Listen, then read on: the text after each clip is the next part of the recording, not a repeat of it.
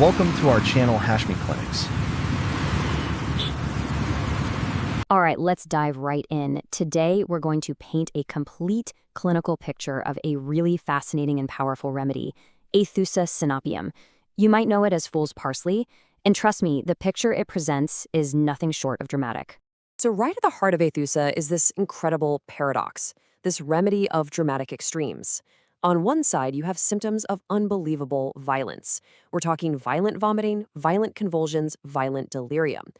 But then on the other side, it's immediately followed by a state of total and utter collapse. We see great weakness, profound sleepiness, even the inability to stand. This push and pull, this theme of violence followed by prostration, that is the absolute essence of this remedy.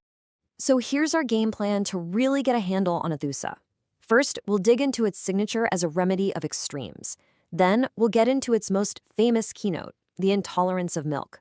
After that, we're going to explore its huge effects on the mind and nerves, build out the complete patient picture with all the key physical signs, and then finally, we'll put it head-to-head with some similar remedies to really sharpen our focus. Okay, so let's start with its core identity. You know that common name, fool's parsley? It's not just some random old-timey label. It's actually a huge clue. It points directly to the remedy's deep, deep action on the brain and the mental state, which, as you'll see, is a critical piece of the puzzle. Now, you're going to see Aethusa pop up most often with children, especially during that really tough teething period, and usually in the heat of summer. The pattern is just unmistakable, a sudden, really intense illness that leaves the child completely wiped out.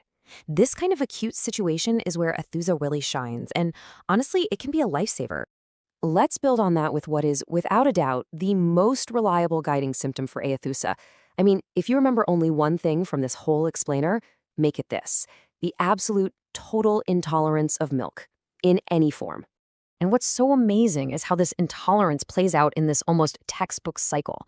The child drinks milk, and then it comes right back up with incredible force. We're not talking about a little spit up here. This is a violent ejection of huge sour curds. Sometimes they're so big, you wonder how they even came out of such a small child. Immediately after, the kid just collapses, pale, exhausted, and falls into a deep, deep sleep. But here's the kicker. They wake up hungry, wanting to nurse again, only to kick off the whole agonizing cycle all over again. But, the action of Aethusa goes way beyond the stomach. It has this profound impact on the mind and the central nervous system. And this brings us right back to that name, fool's parsley. This is where we see the whole spectrum, from that chronic mental exhaustion we find in adults, all the way to acute, full-blown convulsions you often see in kids. And this isn't just theory. Check out this great little quote from Dr. Clark. It just perfectly highlights one of Aethusa's key mental applications, especially for adults. It's a top-tier remedy for what we often call examination funk, right? That state of mental overload where a student just cannot concentrate or cram one more piece of information into their brain. And as he found, Aethusa can completely turn that state around. The mental state can really cover a huge range.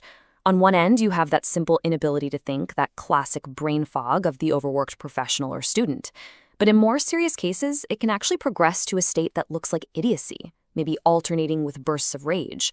Patients might feel this deep confusion, like there's a wall between them and the world.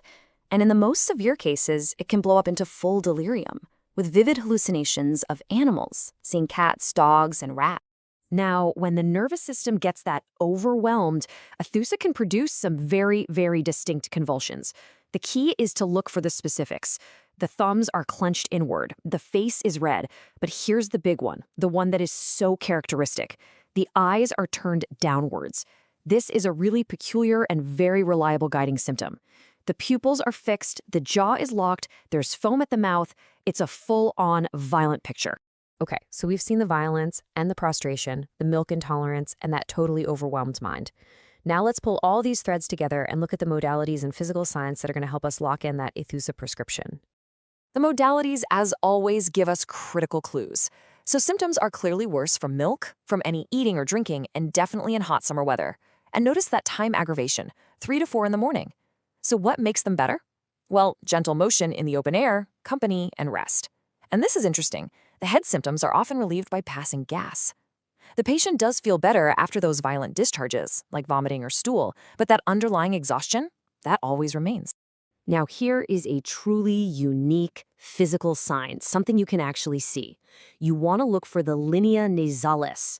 It's this distinct pearly white or pale line on the upper lip, and it's framed by these lines running from the sides of the nose down to the corners of the mouth. This face just screams deep anxiety and suffering, and it's a very, very strong confirmation for Aethusa. And here is another absolute game changer of a symptom.